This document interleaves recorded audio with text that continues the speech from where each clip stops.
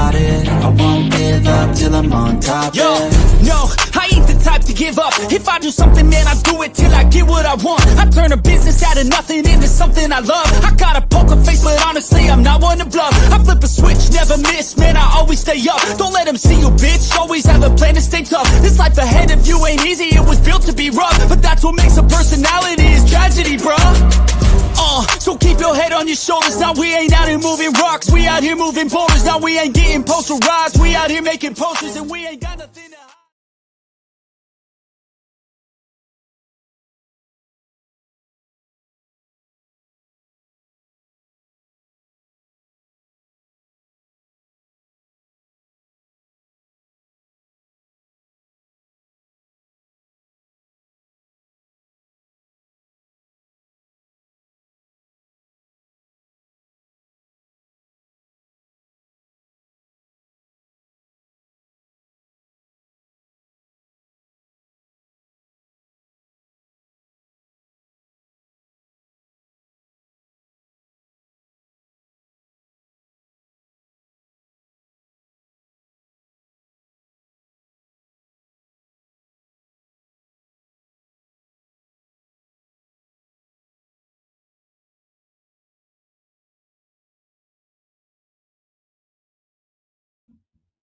Muted? Who the fuck didn't tell me I was muted? What up? What up? What up? What up? What up? What up? What up? What up, TGIFF? Thank you guys for coming in, checking us out tonight. Hey, we got to put the bow on a big week here. It has been productive. It has been profitable. Nailed it last night. I mean, I wish we had no touchdown scored. I wish we had no, the touchdown score prop's not going to hit if they don't score touchdowns. But we nailed the side, nailed the total, nailed the teaser. It was a good night. It was all in all a good night. We had a great night here. Sports money, pre-gaming, fire. We're having a big week this week. It's been a lot of fun. Winning is fun, isn't it? Isn't winning fun?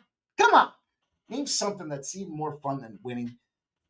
And keep your minds out of the gutters. It was a fantastic night. Obviously, I mentioned we lost the touchdown scoring prop. Would have been a nice plus 422. It's a big zero. We lost the Bulls. Man, the Bulls were up that whole game. And then I blink in the fourth quarter, and they're down and out. And Voos did not get any threes. Zero. Didn't even attempt any threes. So what does that mean? Means we're going to fire away at him again the next game out there, especially now. He just helped us equalize the line. They'll bring that thing down to around a minus 120. You got to take it early. You have to. These things are coming in at like minus 130s, 125s, and they're closing at minus 165s. Last night's closed at 160. You got to get on those player props super early. That's about the only thing I don't believe the late is great betting philosophy is involved with here, because if they don't play, they void you out. You're not going to get dinged over. And if you do get dinged over the head, get a new book. Houston was never in doubt, minus 7.5. Nice, easy casher there. What else? We cashed the Seattle Seahawks first half minus 2.5. Big start. Now, the margin, the theory was the ineptness of the Chicago Bears and that margin between the first half and the second half. Now, obviously cash, but it wasn't a wide number. It was 6-3, but a cash. We got the minus 2.5, so we got that cash. We cashed Arkansas State. How about that? They won outright. Dog was barking. From start to finish, never looked back. Bowling Green should not be laying 10.5 points to anybody, even an FCS school. That's what I think of Bowling Green. Arkansas State came through for us. The Utah Jazz, sweaty, lost by 2, had a 3, good cash in our back pockets, and then we closed it off. It was a smaller slate, but we closed it off with that Pistons Sacramento Kings game over 226. And just a smidge under 4 units on the day yesterday. It's been a really incredible week, and it's been a short week. But look, even with the even the plays that were put out on the community tab, they've been firing. So it's a lot of fun. It's a lot of fun. We're getting in the groove. It's that time of year where we start to have data, stats behind the sports, and we can then use those tools and technology to make informed betting decisions. That's what we do here at Sports Money. That's what you guys do. That's what we contribute to each other and trying to get this dollar bill. Let's see, what else? So we talked about The big live stream Saturday. You guys know the deal. Nobody does it better than sports money. We're going to get back together for that action. And what else? What else? Just a couple weeks away from the UFC popping back off, but we got to enjoy the holidays. We're in the holiday season here. Big card tonight. That's what else. We got a full hockey. I'll tell you what. Kind of interesting the way the day evolved. Here's the way my day evolved. I fired off on Navy in the under. Then I live bet Navy at plus 10.5 and a plus 450, and the under at 44.5. They all cashed. Shout out to Oklahoma going for that 2-pointer. Down by 1, could have tied it and went to overtime. They said no. We will win or die by the sword. And they died, which meant I cashed. Huge, huge plus money spots. Now I gave you guys Vanderbilt. We're sweating this Vanderbilt game right now. It's 21-13, end of the third quarter. We'll see if this can come through for us. We'll keep it rolling. We've got 3 bowl games in the USC, in the 3 bowl games tonight. We've got action on 2 of them. I'll tell you the stat for the third one. I'll tell you the stat for the second one that applies to the third one, even though it's the first game going. If you follow that logic. There's one stat that applies to both games. It's the first game of the night that I'm passing on, but it will be in play for the last game of the night. So you may decide you want to apply it to that first game as well. If you follow what I'm saying, if you're picking up what I'm putting down. We got a big hockey slate tonight. Huge hockey slate. We got 4 plays in the NHL. I could have had 10. The backro's been growing, but I think what I'm going to have to do, because I am going to play some extra NHL tonight, is I'm going to play the old progressive system here, and I'm going to start off. We've got plenty of action. We've got action between the Buffalo Sabres, the Chicago Blackhawks. We've got the Nashville Predators, the St. Louis Blues. We've got the Colorado Avalanche and the Yeti with 2 plays in that game. We're going to have a parlay. Yes, it will be a side and a total, and it will be a plus 304 payout, I believe is the number. I believe that is the number. Then what else do we have? We've got the NBA, of course. Full slate of NBA action. Just three plays for me in the NBA. It could have been 30. It could have been. I mean, I'm here to give you guys my action. So I'll tell you the other spots I like, though, because there's so many cooking tonight, especially in the NBA, that I thought, man. Matter of fact, I'm going to add.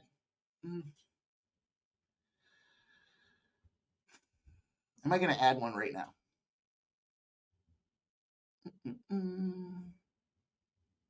You know, my concern is some of these games start. I don't get time to get in on.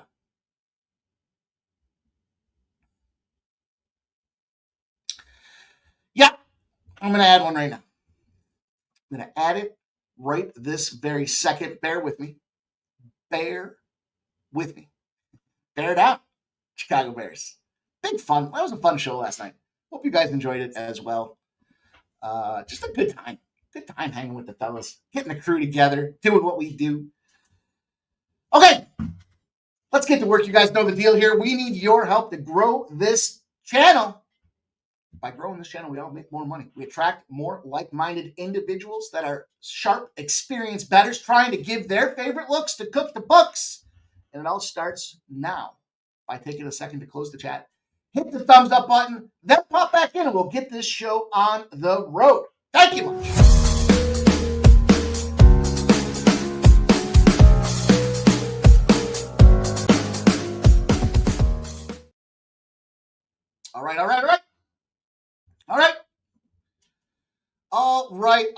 All right. Bear with me. Bear down. I said that so many times last night. Tired to say it. All right, let's see. We'll do this. We're going to do this. We're going to do that. And we're going to do that. Okay. Away we go. Appreciate you guys bearing with me as we get all the business in order, but you'll see it's a full slate. So we got a lot to do. There's never enough time to do it. And I'm ready to get to work. So hopefully you guys can hear me now. For sure, it's time to get after it. So let's go.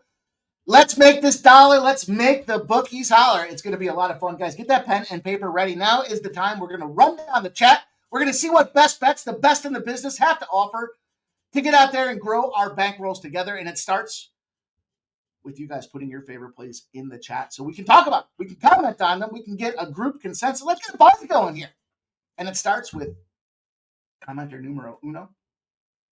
It's Jokey. And his fuck your underplay of the day is the Bruins Blue Jackets. And it's the first period over 1.5 for our guy Jover. He's on and over. And it happens to be in that Bruins and Blue Jackets game. Shout out to Joe T. It was fun to hang out with him last night. David Wallace in the house as I pulled the trigger on East Carolina +7. BetMGM just now. I think that's a great look for sure. NJ Striker says, Merry Christmas and Happy New Year all. Appreciate you dropping in with some positive vibes. NJ Striker. Joey W's in the house. Keep each and every stride.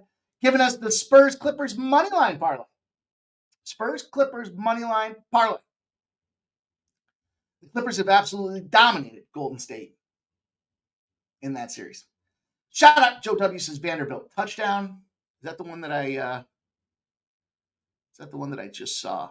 Let me make sure. I mean, hey, if they want to continue to roll it up and smoke them, well, then I'm okay with that too. And let's score again.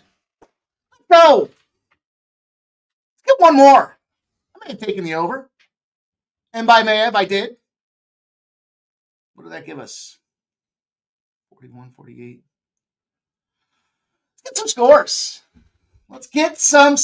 Shout out to Subhuman Gaucho. Good evening, Sports Money. Says I'm muted. Thank you. Vandy interception. They take it over. All right, I'm behind on all that. I got it. I appreciate you guys. Thank you. Thank you for pointing out that I am muted. That sucks. There should be a way to. Well, I don't know. I guess the way for me is to look at the chat, see what the hell's going on. Shout out to Michael P. RBD 420. Big Scott 510. Trap Gods in the house. Let's go, you guys. Big money to be made tonight. Sancho, appreciate you guys. DJ Hardy likes Dallas in the under. Trap God says, Vandy game is lit. Fights breaking out everywhere. Every play. Interesting. Randall Sheffield's in the house. What's good, family? Says, what's good, Randall Sheffield? Fernando Mendoza's rocking with us. Took the under 5.5 in the Hurricanes Devils game. It's now -110, so we got some nice CLV. Shout out to Trisha M. Let's go. Appreciate you guys. Young Native Tino's in the house. Says, sup, goats? Sup, Young Native Tino. Trisha M says, Vandy never in doubt. Big Worm. What up, Big Worm? Likes the Celtics first quarter. Is that a quarter? It's got to be a quarter, right? It's a big number. And there's Keith and Joe W says, fumble. Fumble? Ah, man. I need Georgia Tech to score something. Stop getting busted up. Push me over. I think my teaser's at. Let me look. My teaser's at 42. Yeah. So, it's exciting. So much action going on here tonight. It's fun when you're running. When you're running and gunning. It's great, doesn't it? Shout out Chris House's Go Navy. Man, that +450 money line was sweet. Trap God says over 52.5. Texas Tech, Arkansas. Okay. Yeah, I figured it was first quarter, Big Worm. I got you. Big number, right? 12. Made sense. I got you. We're picking up what you're putting down. All right, let's get to work. Let's make some moolah tonight. It's only right we start off with the way that we ended off. That was the performance of the decade, the game of the year. The Islanders and the Sabres. And the Sabres go out there and they finally snap that scoring drought with a little 7-1 victory over them Isles. Blackhawks firing as well. Big W for them. We look at this thing here. We got Petey, good old Petey. Petey Mrazek, 7-12 on the season is Petey Mrazek with a 3.1 goals against average and a 90.2% save percentage. And then Pekka Luukkonen, 9-11-3 with a 3.03 goals against average and an 89.5% save percentage. League worst 13-game losing streak was what those Buffalo Sabres were on. Luke could come out 27-28, 96.4% saving out there. Second, only the second time in 9 games UPL allowed fewer than 3 goals in a game, and they're 1-6-2. That's how you lose games. You let in goals. Flip side of things, Mrazek's been struggling as well. Only 1 in 8. 1 start in 8 games. He's been injured. But they had the Christmas break. This is when the next quarter of the season. Not going to be a full quarter, but this is that time now. They get these guys rested. Now we're into the kind of the meat of the season, right? This is that second quarter of the season, if you will. Then we kind of earmark the season with November 27th. And then as we move forward here, that Christmas break gets everybody rested up, recharged, ready to go. And hopefully that's the story for Mrazek. He's allowed 5 goals on 29 shots in a 6-4 loss to Calgary. There's 2 straight losses for the Chicago Blackhawks team. And away we go with these guys. And on the surface, as you look at this game, these 2 goalies can't stop a beach ball. Both these teams just scored. Look, we caught the right side. We caught the Sabres at that plus pricing against the Islanders. They blew over the number. Who expected that? And enter the blown load theory. Now, it's not the full-blown load theory because there is that Christmas break rest inside of there. So there is a little bit of that for contention to deal with here. But what we've got is teams that struggle to score collectively. And that's why they've been losing games. Now, the contrast here, we do have to tread lightly. Coming off this All-Star break, the Christmas break, it has to be treated very much like an All-Star break. We can't just be firing away like crazy. I'd be inclined to jump back on the Blackhawks now. We got that Sabres win. And then I would look at this price money because when we look at these 2 goaltenders, there's not a lot of difference between them. And we look at these teams and their performance, and there's not a lot of difference between them with one exception. After back-to-back losses on the road for Christmas break, the Blackhawks were on a nice little winning streak at home. But I got to look at this game, and I got to side with the total here, and I'm going to side with the under. This is just a situation where these 2 teams are not playing well, to say the least, but they're not shooting the puck either. So Chicago ranks 28th in goals per game. They rank 30th in shots per game. The Sabres have scored 2 or fewer goals in 6 of their last 10 games. They're 19th in the league in goals per game. They're 25th in the league in shots per game. You don't shoot, you can't score. How's that for some fucking rocket science tonight to blast this show off here? You can't shoot, you can't score. When you got a night game, both teams had their game go over the previous game. It's 17-4-3 to the under this season. 2 teams selling high. We're going to talk about that again and again and again. We want to find those motivational situations, sell high, buy lows, and so be it. Of course, we talked about the scores those previous games. Chicago, when they're sitting on a 6, are 4-10 to the under on the road. They're not shooting, they're not scoring, they're not winning. Total's gone under 7 of the last 9 times against the Atlantic Division. And these 2 teams, when we have the battle of bullshit meet each other, go under. The last 2 times these games have gone under. I took the 6.5 and I paid up, 15 cents? Because I don't want the push. I want this under 6.5. I got it around, I think it was minus 120. But there's plenty of 6s out there. I wouldn't be, if you're in a position that you're trying to, really boost this thing, if you can only get the 6, then so be it. But this is an under festival. I love the trends, especially when you look at it on the surface and you're like, yeah, this has got to be an over.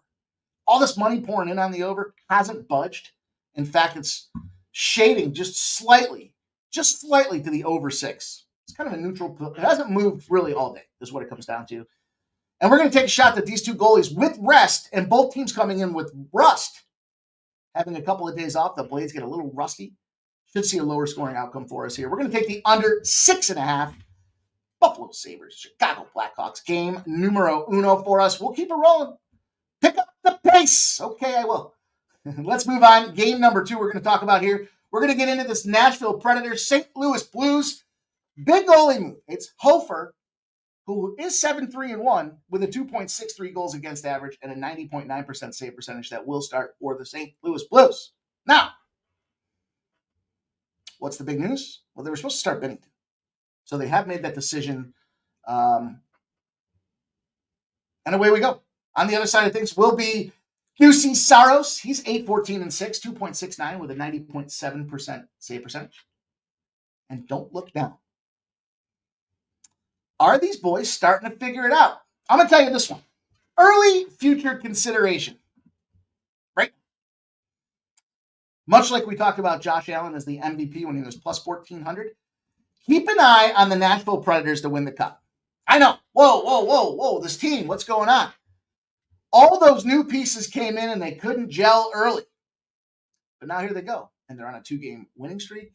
They're getting the puck on the net.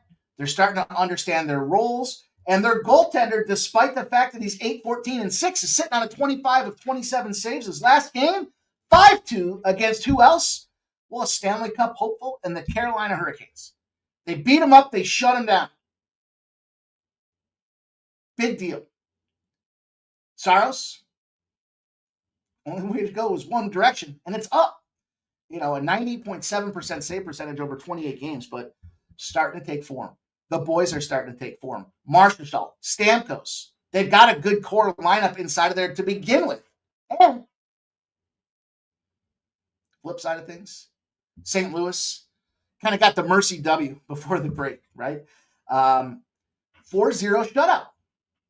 Jordan Binnington, Detroit Red Wings.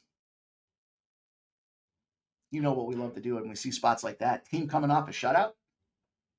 Their asses. And they didn't go back to Binnington. They went to Hofer. This morning, the Sharp report came in as well. What did it say? The Nashville Predators has got some big buying that's concerning the books today. It makes a lot of sense. Look at this Nashville Predators team. 3-0-1 in their last 4.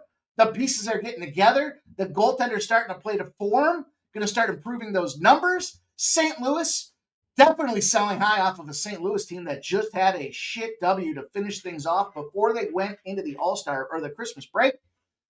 Nashville Predators it is. Let's take a run with them. Let's gun with them. St. Louis is one of those teams, in my opinion, my estimation right now, 16-16-4. They have outperformed themselves. I love a team that doesn't get its shit together right away. As a Flyers fan, for the longest of time, these boys will start peaking in October. Season just started. They're running away in the conference. But then you fast forward, and they're lucky to get in the playoffs, or they make that wild card, or they just miss out because they gas themselves out early. Nashville doesn't have that problem. Nashville's done the opposite of gas themselves out early. They did everything to give everybody the panic early. We'll take a shot with these Predators tonight. Fair price point. Trap out of Greece says the Preds are about to get hot. Peasy needs a half a point to cash the over. Trisha M says SEC all day, every day. Trisha M. DJ Hardy says crazy talk, Mike, huh? 48. Oh, man, we have been we're in a little speed slot right now with these college bowl games, man. This has been a great month. Not a good month, a great month. Kind of started off back and forth, we kind of talked about the little bang here, bang there. We're going to get to this one, fella. Don't you worry. You know it already. We've been talking. Shut up! Crabcat says Canada minus 6.5 World Juniors. Beat them 10-0 last year. I know that MMA Jeff gave out the Team Canada at 6-0. Excuse me. Make sure you guys do pay attention to that community tab on YouTube. So much great content, so many great contributors out there providing plays every single day for you guys. Whether we have time to shoot the videos or not, obviously we will. We'll get more of those out there, but just on the fly, seeing the guys giving you 2-3 plays here or there, covering a lot of sports soccer with Sub and the EPL. He's been firing. So much good things happening. The NHL, we got Gonzo with his NHL model out there. Man, it's just a lot of fun. Winning is fun. Winning is fun. And winning is contagious, by the way. Winning is contagious. It changes everyone's attitude. And then everyone starts winning. They start feeling like a winner. That builds confidence, and we win more bets. That's the way this shit works. Speaking of working, the Colorado Avalanche and the Utah Yeti are out to work tonight. And this has got to be the suspect line of the century. We've got Mackenzie Blackwood. He's the newest addition for the Colorado Avalanche. Came over from the San Jose Sharks at a 9-10-3. Not entirely a true record because he played for those piles of dog shit. 305 goals against average, 90.5% over his career. Why is that important? Because he's performing right now. 2.82 this year with a 91.3, even though he played for that pile of shit team. He also had a New Jersey stint under his belt when they were not a playoff team. So we talked about it. This guy's got to have that new lease on life. He's playing for a potential Stanley Cup contender. Should be out there firing. 2.03 goals against average since he's joined Colorado. That's the evidence that he's feeling good. His 2.82 goals against average drops to 2.03. His 91.3% save percentage moves to 93.1 in 4 games. I know that's a lot of numbers. And he's 3-1 over those 4 games. Vimelka on the other side of things with the Yeti. What do we know? They like to be pet on the head. You told they're good boys. You might have piddled on the carpet, but you're still a good boy. They love playing at home. They're going to start this guy for the 7th time in 8 games. He's 8-8-2. He's got a 2.33 goals against average. He's got a 91.7% save percentage. And he was riding. He had a 4-game winning streak. Then he only had 3 goals. 3 goals. It was a big contest against the Dallas Stars.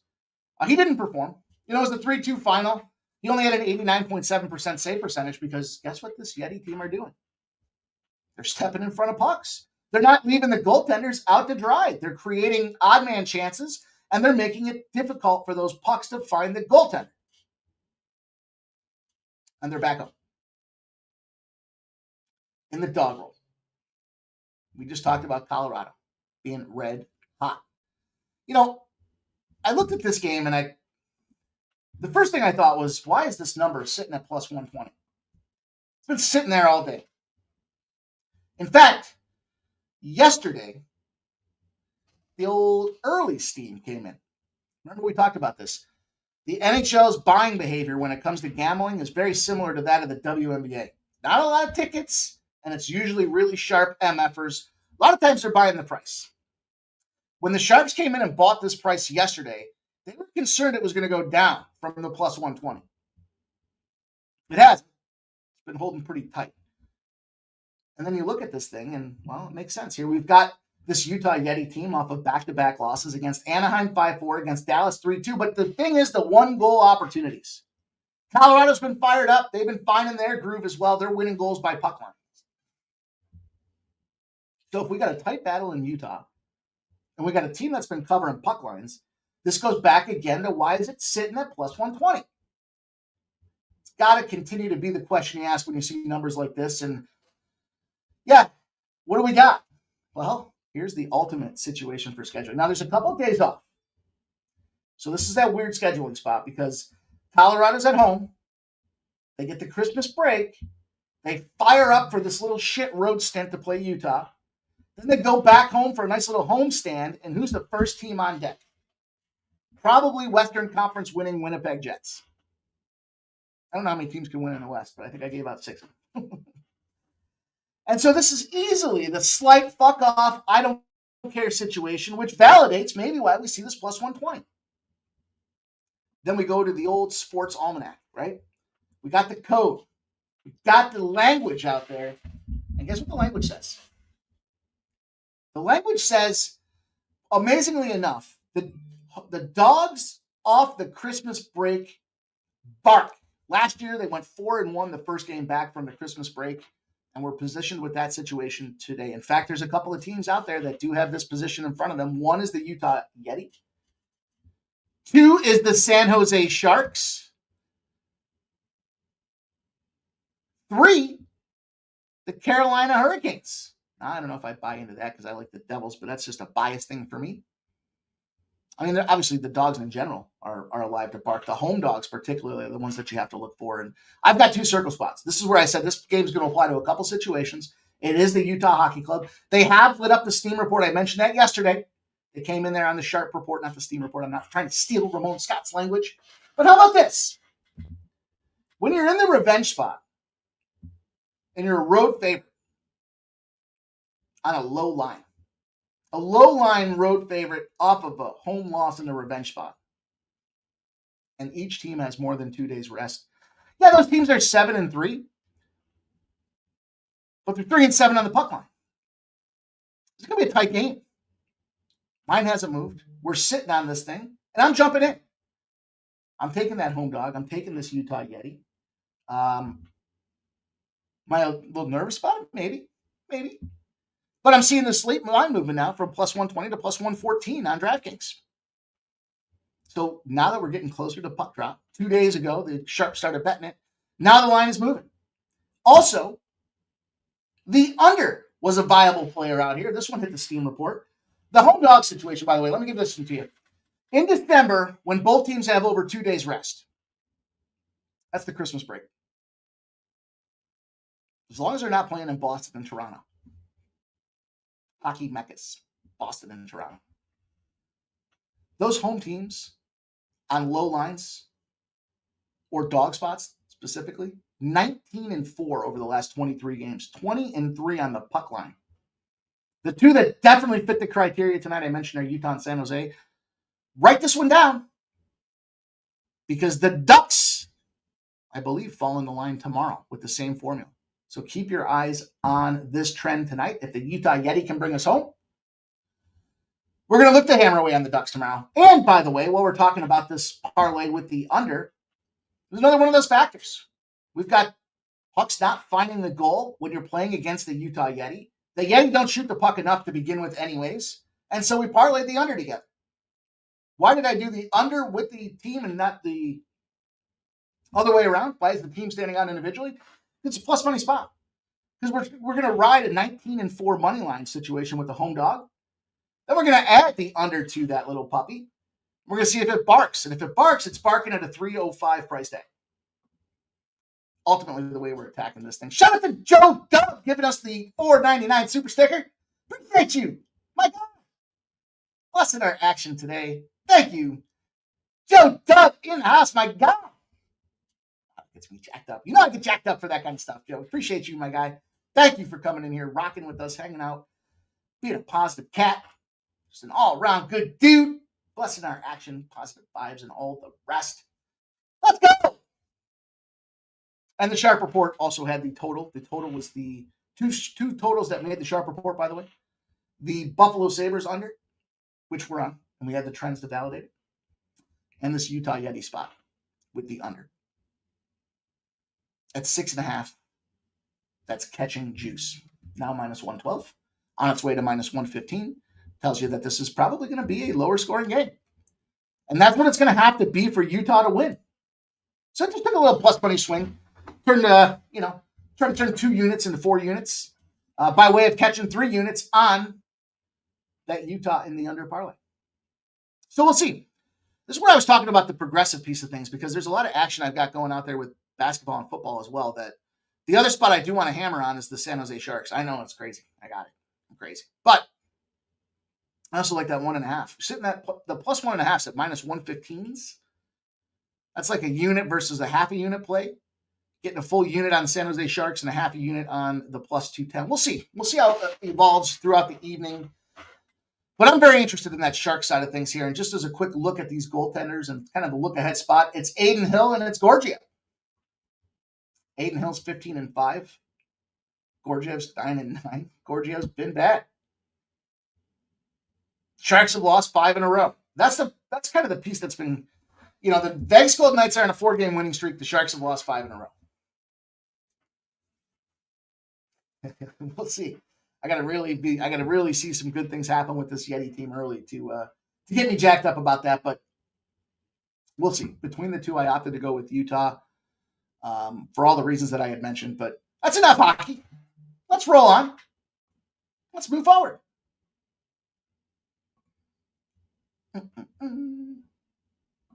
Ice Viking.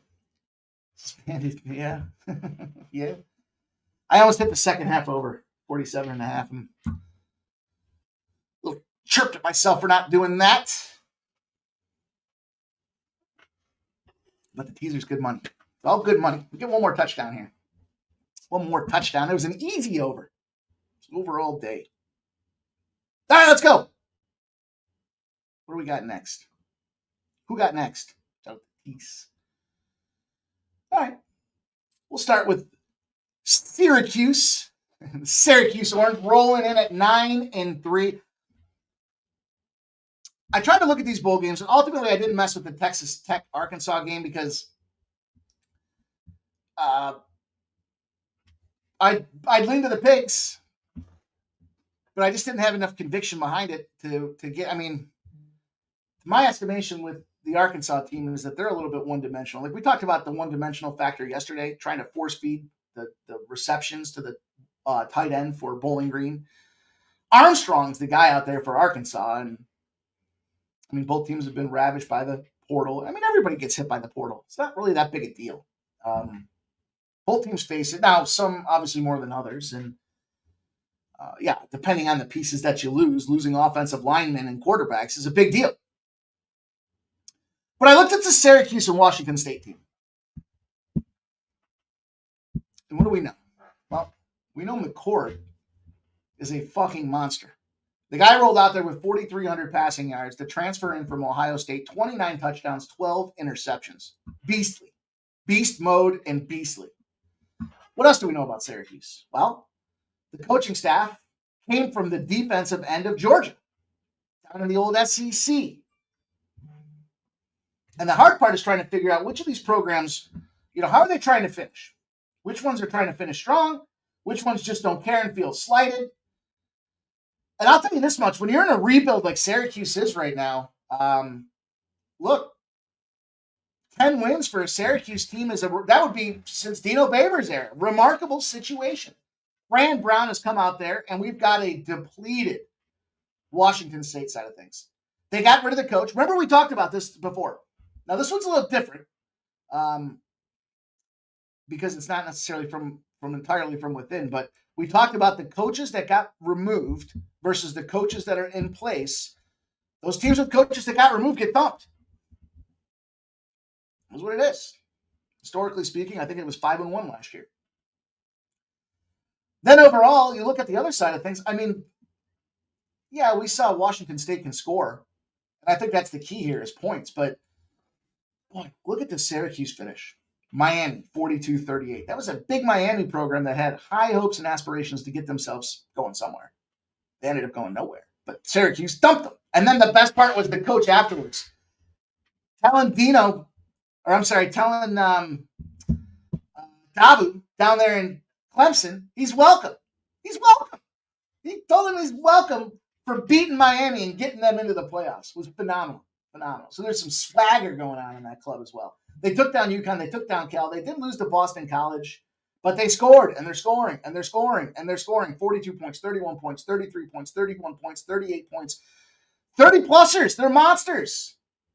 They got a pretty decent defense, but that'll be in a rebuild. You'll start to see that process change as they start to adapt more of, Fran Brown's kind of defensive-oriented Georgia-style play. On the flip side of things, Washington State's rolling in here with 3 straight losses.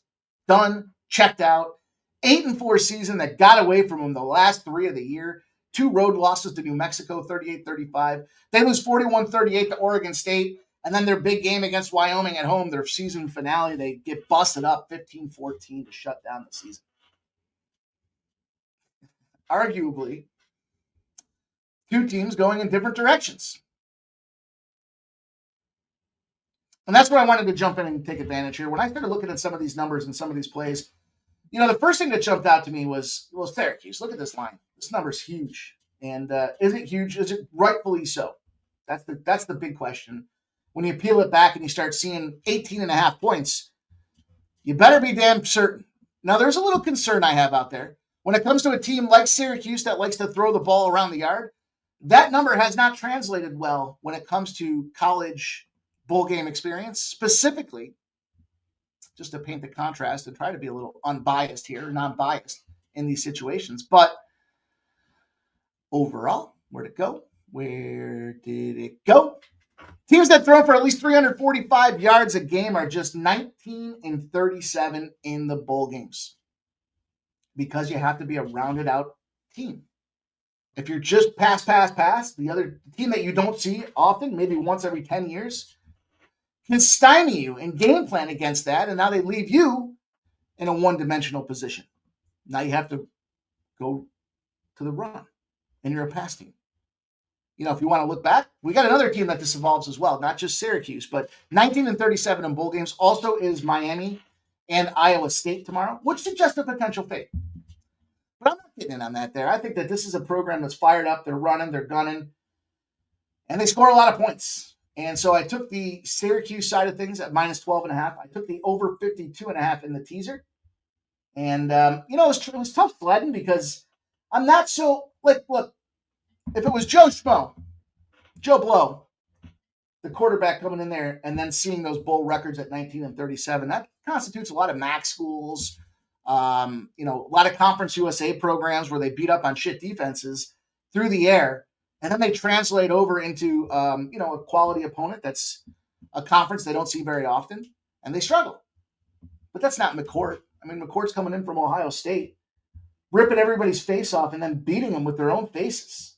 Plenty good for me. We've got another situation. Teams getting hot right before bowl games. This is what we talked about. One's trending up, one's trending down. Those teams are 28 and 6 over the last 34 spots out there. Non-prime time big favorites are big favorites for a reason as well. They're not trying to attract public money to balance books. They're just putting the big number out there because it's the better team. If it was a prime time window, like a 7 p.m. or an 8 p.m. window, then yeah, the betting action might look a little bit different and they might try to entice 50-50 betting splits. But in this case here, the non-prime time big favorites are 114 and 80 over almost a 200 game sample as well. And this one's got points leading all over it to me. This is a score fest. I think Syracuse can go out there and run these boys through the ringer. I think Syracuse puts up probably 48 themselves. Then the question is, how many can Washington State bring up over the finish line? I wouldn't be mad to look at the team totals over for Syracuse in the first quarter, the first half, the full fucking game. I'm going to have to take a look at those a little bit deeper because it's a New York school. I'm a little bit limited. I got to go to the local. And you guys know the deal. Fucking guy wants to know 20 questions. What do you know? Why do you think this line's not right? And then I swear to God, he wants to go adjust them. And that's fine. That's his prerogative. I'm happy to do it in a spot. I think it makes a lot of sense. Shout out to Marcus McCarthy. What's up, Marcus McCarthy? Good to see you in here. Nasty Nate. Let's go. Pavia rushing yards. That's right. I said that to Jeff. Pavia. Google me. Cat Chris says, Syracuse. I just think this team's fired up and ready to go. We got some trends that, I can see through the trend with the passing stat because we've got McCord, who ain't no slob. That I can see through it, and it makes a lot of sense when we've got this non-prime time situation with the big favorites cover these numbers. We'll take the teaser. We'll bring both these sides down just a little bit to get us a little bit more middle ground that we can make up on the bookies. And then the last college bowl game we've got, then we'll hit the NBA, and then we'll get up out of here right quick for you guys. We're looking at USC and Texas A&M. And I apologize, I didn't give you guys the splits in that Syracuse game. Excuse me. Thing's been running like a banshee. 66% of the bets, 60% of the cash on Syracuse. It's gone from minus 2.5 to minus 18. Even 18.5's out there. 55% of the bets on the under, 47% of the cash on the under. This number has come down a little bit. See some 58.5's out there from 61.5. That's why I'm comfortable with the total or with the teaser more than I thought about the first half. I mean, Syracuse can start out slow sometimes, scare the shit out of you, make you think your bet's squashed, and then they get 2 fumble returns in the second half or a pick and a fumble return in the second. Next thing you know, they're up 21 points. And you're like, what happened? Why was I even concerned? 10:30 p.m., Texas A&M, USC. It almost feels to me like we have another situation where it's teams and trying to get their shit together. And we've got Lincoln Riley on the USC side of the house in year number 2 with the program, ready to roll. But we have 65% of the bets and 56% of the cash on Texas A&M. The line has moved from -1 to -3.5. So there is correlated movement. But there's that little pesky percentage that we talked about. The old differential does have a stronger lean of sharper betting to the tune of double digits, 10% leaning towards this USC side of things. Total's been on the climb. And the funny thing about the climb is if you look at a lot of the trends for USC or for Lincoln Riley in general, it's overs. He was Big 12 overs, Big 12 overs, Big 12 overs, overs. Then he got into USC, and guess what happened? Started finding some unders. So 55% of the bets and 92% of the cash want to see scoring in this game. They believe it's a score fest. I'm not entirely sold from the total perspective. But what I do like here, when we look at Lincoln Riley, he's coming into year number 2. He's ready to roll with this program. He did have to replace Caleb Williams, right? But was it really that big a deal? Because Caleb Williams was out most of last season anyways. And now we see him in Chicago. And what a weak son of a bitch. I don't know if you guys saw the quote that he had the other day, but he said, what do you think about the fans booing you in Soldier Field after you walk off the field? He's like, they've been losing a long time before I got here. I know I got to go out there and win some games, so that doesn't help. And it was like, what kind of weak character? I don't know. I mean, what was he supposed to say? I fucking suck and I should stop painting my nails? Maybe. I don't know. Just didn't feel right. Anyhow, in terms of teams trying to find a groove towards the end, yeah, we had back-to-back wins for this USC team before they eventually took an L to Notre Dame. It wasn't a score fest, though. They hung in there 49-35. We saw Notre Dame advance in the first round of the playoffs. Easy peasy. They did shut down UCLA at UCLA. That was a big deal for USC, 19-13. And then they took down Nebraska at home 28-20. So, why is that relevant? Why is that important? Because I think we've got a team moving towards positive feelings with this USC rebuild. It takes these coaches 3-4 years to get their players, their personnel, their culture instilled into an organization they're taking over for. And keep in mind, if they're taking over for it, it's because it was a losing culture. Flip side of things, speaking of losing cultures, Texas A&M 1-3 in their last 4 games. Busted up. Now, they did hang in there with Texas, which is important because we see Texas is advanced in this first round of the playoffs as well. They thumped them boys. 17-7. They did lose. They hung in there against Auburn, 43-41. But they beat up a lowly New Mexico State team. This team doesn't cover spreads, is what it comes down to. 3-9 against the spread and an 8-4 record for the season. And look, pretty simple situation moving in this one here. Ultimately, when it comes down to the X's and O's, why I tie the coaching piece to this thing is because ultimately, when you have a shit team and a big spotlight opportunity, they find a way to win. It means more for that shit school to go out there and beat up on the other. Now, is USC a shit school? I mean, by their record, they are this year. But when you have a program, depending on the area of the country you live in, the program that has 2 less wins than their opponent in bowl games, they're 89-60 straight up if they're lined between the 5s. So as long as it's not expected to be a complete massacre like that Syracuse game, when a team's got 2 less wins than their opponent, they're 89-60 straight up. They're also 94-52 against the spread. Getting those points makes even that much more of a difference. Do we have a live dog in USC? I think so. And why do I talk about it being the shittier school with the coaches coming in there and trying to put their stamp on it? Because now we're making that fold, that turnover.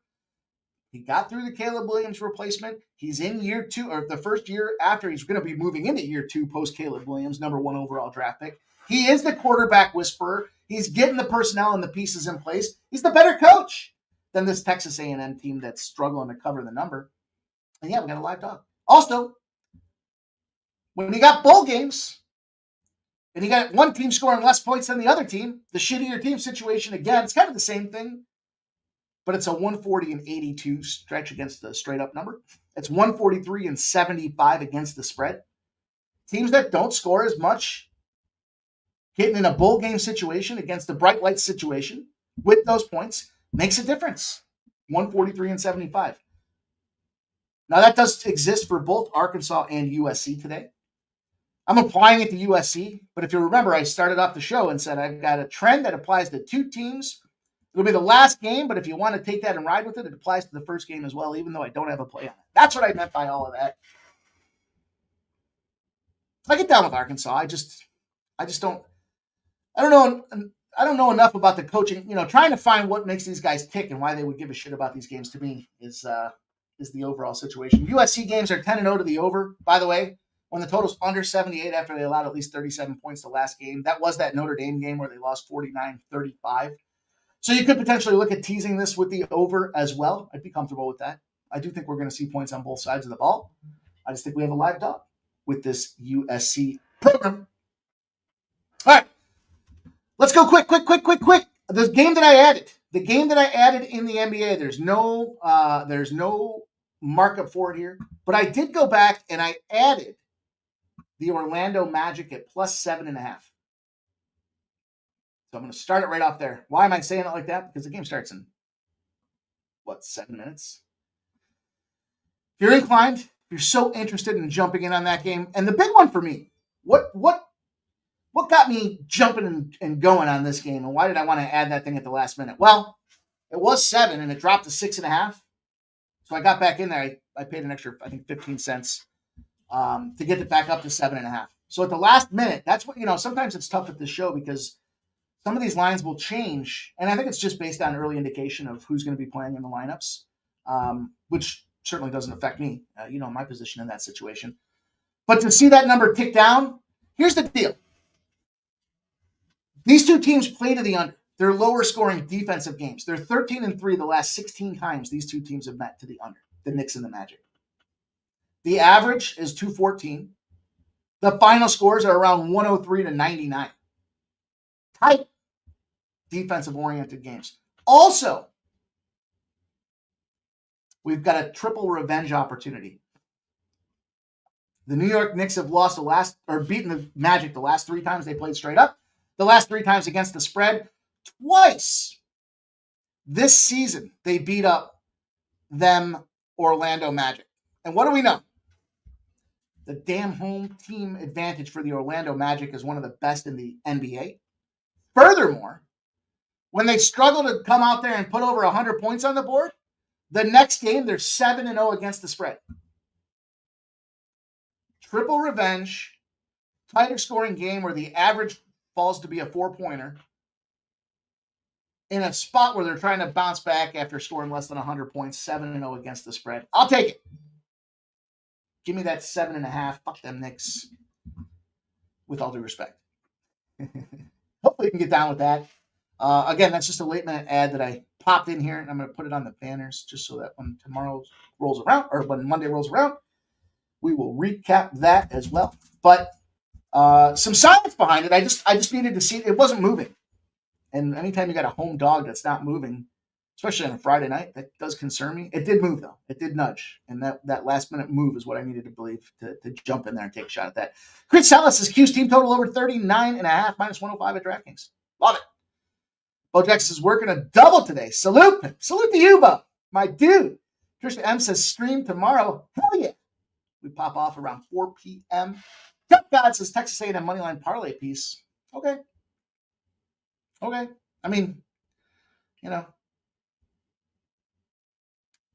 Oh, look at this info. Cameron Sinnett. I love you guys, man. Working together, coming up with some great angles.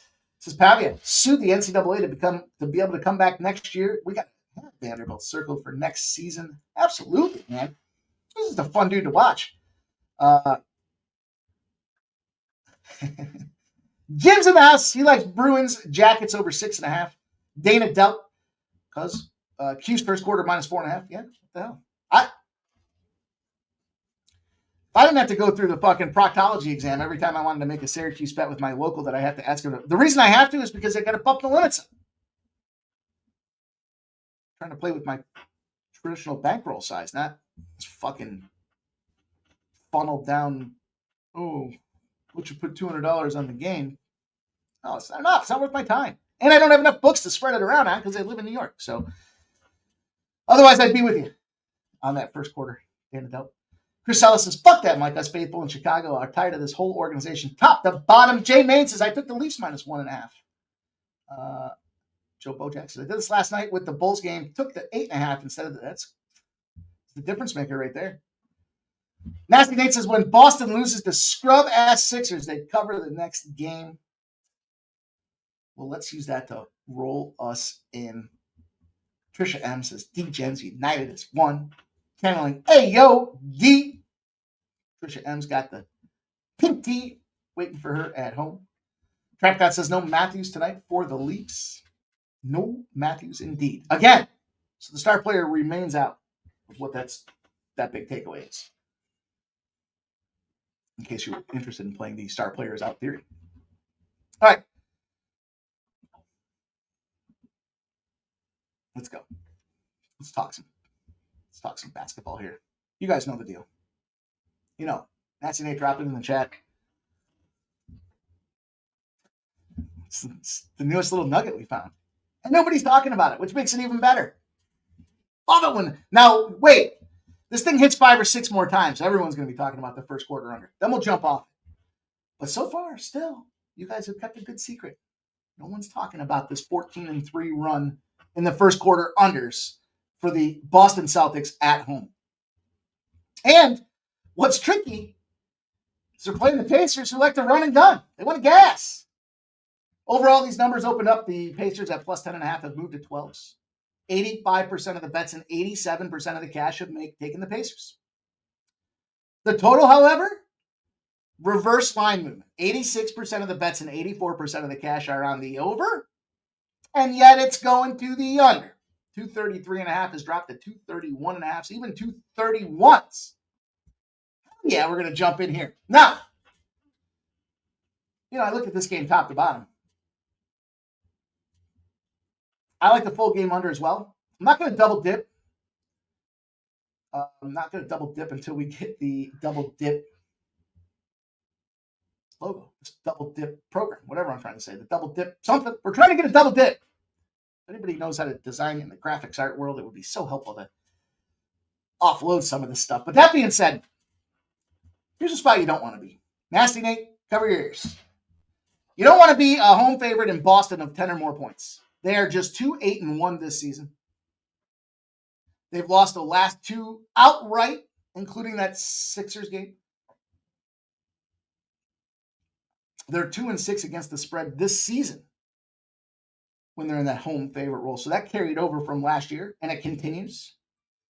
They're playing a Pacers team that's 4-0 straight up and 4-0 against the spread in their last 4 games as road dogs. Indiana outscoring opponents 118-104. Their under has hit 3 times in a row in this spot. And 3 times in a row when they've got no rest. So I love that first quarter under. We'll keep riding. I think it's a little intersection point here. Don't be surprised if the Pacers win this game outright tonight. Just saying it. Just saying it. We've been fucking dialed in a couple of times in those spots. But I would be more comfortable taking the 12.5 than laying the 12.5.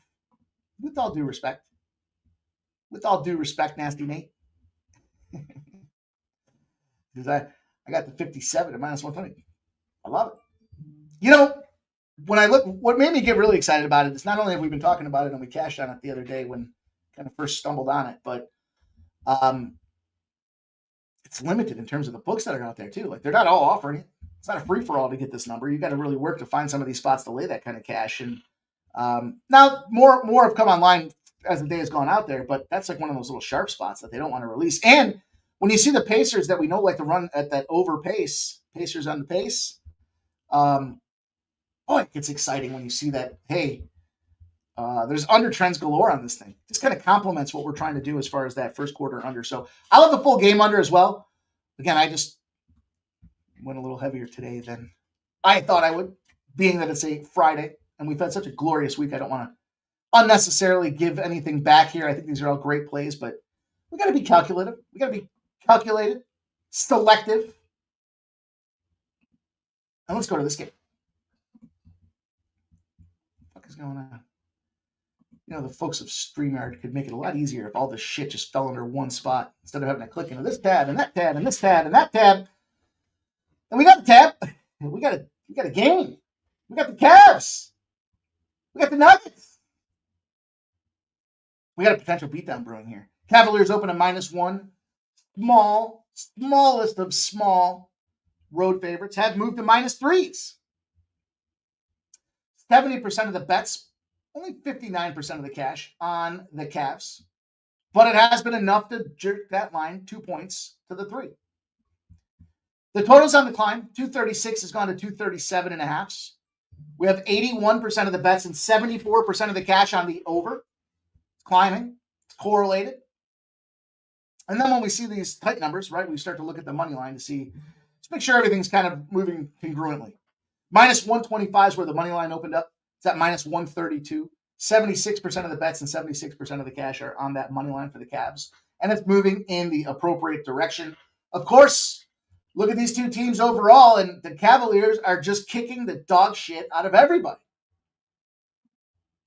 124-113, they just beat up the Utah Jazz, their latest victims. And they're coming in rested. They had a nice 3-game homestand, 4 of their last 5. Then they got their little Christmas break. Now they're rolling out into Denver with rest. And who's not coming in with that rest advantage? The Nuggets. And the bad part for the Nuggets, they're not playing very well at home this year. They're not really playing. They kind of seem checked out and disinterested. Now, their last game at Phoenix, they lost 110-100 straight up. They were 2.5-point small favorites. It was a back-to-back spot. So they played the Sun at home, 117-90. They beat them. Then they go on the road, 110-100. Kind of feels a little bit like that Celtics bull spot. And then who comes into town? The Sixers. And they bust them square in the jaw. Cavaliers, on the other side of things, though, have been busting everybody square in the jaw. The funny part about that Suns game, if you look at the box score, what does Jokic do? 50 points, rebounds, and assists. Couldn't do any more, and they still lost. To me, this is simple. We got 2 high-scoring teams. The Cavaliers are the highest scoring team in the East. Denver's the second highest scoring team in the West. But ultimately, to me, this is just a spot where Cleveland's going to just be, I think, a little too much for these guys to handle. Cleveland's averaging 121.8 points a game. Denver's averaging 119.1 points a game. Then it comes down to defense. So we've got the edge when it comes to Cleveland in the offense. We flip over to the defense. Cleveland only allows 110.2 points a game. The Nuggets allow 116.1 points a game, 6 points in differential. Too many points, too much to overcome. The rest, the opportunity, the scoring prowess, the fact that Denver's been struggling at home, all point me into this Cleveland Cavaliers direction. I just took them on the money line, the 1 point. I'd lay the 1 if you can still get a 1 out there, but this number moved a little bit on me. So when it moved from the 1 to the 3, I circled back and took the money line because I just wanted to kind of buy it back to that original spot. That's part of the challenge when you do the late betting style, is that sometimes you got to buy it back to that original number. Or like our guy Bo Jackson was saying, taking 6.5s up to 8.5s. Like, you get the best opportunity because you can see what the market's doing. You can see how it's matured. Then you can evaluate it, circle it all back together, and decide, well, where do I need to be now that I've seen the line moving the way it has? If that makes sense. And shout out to Grandma Horse Racing. My grandma shot class. This is gifted a sports money membership. Appreciate you, Grandma. Thank you so much. It says, let's grow this team with individuals like yourself, Grandma. We are certainly going to continue to grow this team. It means so much to have you be a part of this team and this community and contribute as you do. Positive vibes. Helping us build this community. I love it. Appreciate you, Grandma Horse Racing. Thank you so much for doing what you do, coming around here on the regular basis, growing our team. There's going to be more things popping off with the new year, you guys. You know the deal. We have the 3 buckets. We have the 3 tiers for members. So if you've been gifted memberships, certainly we love you to give a membership. That being said, though, the silver and gold packages coming the new year will start to take effect with different spots for weekday and weekend plays. Right now, we've been kind of sharing with you guys on that community tab what the bronze, anybody that's a bronze member or higher can expect to receive out there. But, listen, for you guys that do support us, give a little extra. We want to give you a little extra. I want to give you guys some special, unique plays that you'll only find here. And you'll only get them as members of this sports money community. Members only, baby. Appreciate you, Grandma Horse Racing. Thank you for rocking with us. Just learning a lot from this crew. I appreciate you so much for saying that kind words. You guys, let's roll on. We'll take this Cleveland spot. Last game on the card. Whoops. I kind of foreshadowed it a little bit. Maybe not. Maybe I did, maybe I didn't. You be the judge. Golden State's been getting the shit kicked out of them by the Clippers the last 5 times they played. I think the number was. We'll get into that here in just a second. This line opened up at +1, swelled to 6.5. All the money. I shouldn't say all the money. 45% of the bets and 43% of the cash have come in on Golden State. So bigger bets, bigger public betting is on the Clippers, and it has moved the number 4 to 5 points. So almost 50-50, but a ton of cash, a ton of line movement to the Clippers. Then we look at the total. It opened at 218. It's dropped to 214, to 212, to 11.5, with 89% of the bets and 90% of the cash on the over. It's fallen that much. Only thing you can think about when you see that kind of movement is who's not playing. And it's Draymond Green that's doubtful. Steph Curry is out. Gary Payton is out. Kawhi Leonard is out. Terrence Mann is out. Kobe Brown is out. Kevin Porter is questionable. And that makes sense. So now we can validate the line movement. It kind of takes away any of those red flags. Because immediately saying there's players out. And what do we see? We know the Clippers, they run a methodical pace. They like to keep it low and slow, just like a barbecue. The Golden State Warriors struggling to find form. 1-4 in their last 5. Probably disheartening that they lost to the Pacers 111-105 as 6-point favorites. They followed up with a home loss again to the Lakers 113-115, and they're coming into this game with the short turnaround because they played on Christmas. Remember, it was that dagger at the end that lost that game for the Golden State Warriors. I think it was Steph Curry that made that amazing 3, and then they came right down and fired it right back at him. Something to that effect. Not a good spot to be. But side to side, I mentioned Golden State. 0-5 straight up when they play the Clippers. They're 1-4 against the spread in those last 5 games. And they're 0-2 straight up and 0-2 against the spread this season. It is that triple revenge spot like we talked about with Orlando.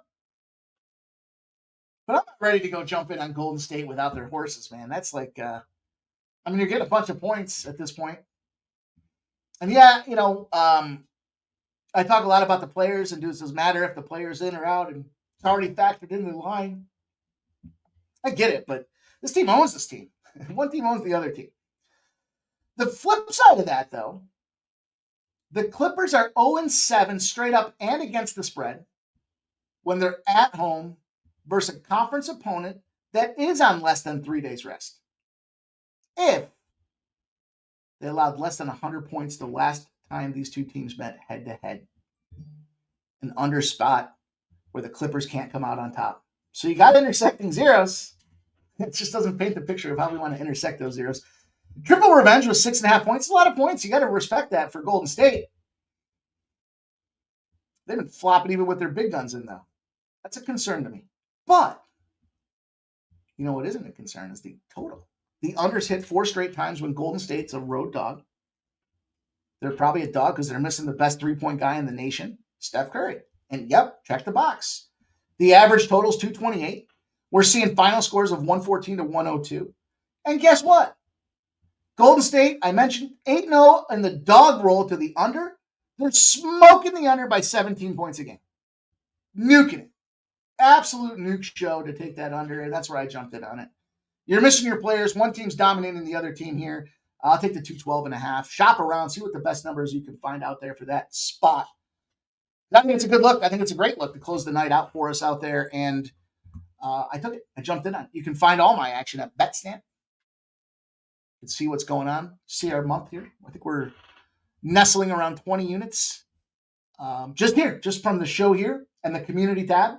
Everything that I give you guys when it comes to sports money gets tracked over there. And I want you guys to check it out, not just to see what the plays are, but see the way that the plays are made, right? So we'll take some lumps, but when we take some lumps on those like player touchdown parlays, yeah, we're trying to win a unit. So we're not getting crushed. It keeps us in the fight. You can kind of see the methodology and how to do this on a regular basis and continue to grow. And more than anything, take cash out of the bank account, the bankroll, and put it in your bank account. We do it on the regular basis. You know, everyone talks about building bankrolls, and I'm guilty of that too, but you don't ever hear anybody talking about when they're making withdrawals because very few people do. Less than 5% of the industry is making money. In fact, I saw the newest numbers are less than 3% are making money. But we're taking withdrawals on a regular basis, the crew that we run with here at Sports Money. It ain't no joke. We do this shit for real. And you guys should be able to check everything out, see through it, see all the transparency that goes into what we're doing, the plays that are being made, when we're getting them, the lines we're getting them. And of course, you guys know we're always open for questions. Appreciate everybody rocking and rolling with us tonight. TrapBat says Arkansas touchdown. Good start for the over. Leafs are 1-0. Let's go, you guys. Appreciate everybody hanging out tonight. Good luck with your bets. And make sure you check us out tomorrow. We're going to be live at 4 p.m. here on Sports Money. We got a full card of activity to break down. We got football games galore. You know, last Saturday was a monster. We had all kinds of fun live bets going on there as well. And NBA, NHL, college basketball, college football, everything's in play tomorrow. It's going to be a great day of sports. And you're not going to want to miss out. The team at 4 p.m. here at Sports Money. Make sure you follow us on X at Sports Money Wins. When we do post that information on the community tab, we tend to put the link out there on X. So if you miss the notifications, sometimes they're slow with YouTube. But if you check it out on X and you put those notifications on, look, it's all about making money. We want to get the access information to you guys as soon as we get it out there. And then you can follow along and get the best lines that we're capturing as well. So thank you guys all. Thank you to Grandma Horse Racing, gifting a Sports Money membership, helping us build this community. Joe W., my dude with the $4.99 super sticker. I appreciate you guys. Thank you for believing in what we're doing here. Coming in on the regular. Make sure you check out my man Ramon Scott tomorrow morning at 9 a.m. for the morning steam. And on behalf of the whole Sports Money crew, happy holidays to you and your family. We got New Year's right around the corner. And we sink into 2025, and it's going to be a glorious year. Can't wait to tell you guys. We've got a big announcement. Big announcement. Last week, we made the big announcement that there would be a big announcement. The big announcement will drop tomorrow. Excited to share that with you guys, too. Big things happening. Big things moving. You're not going to want to miss out. It's going to be a glorious 2025, and it's because of you guys coming in here, hanging out with us, giving your feedback, giving us your best bets that make this thing happen. So I appreciate you guys. We'll see you guys all real soon. Have a great night. Enjoy your Friday.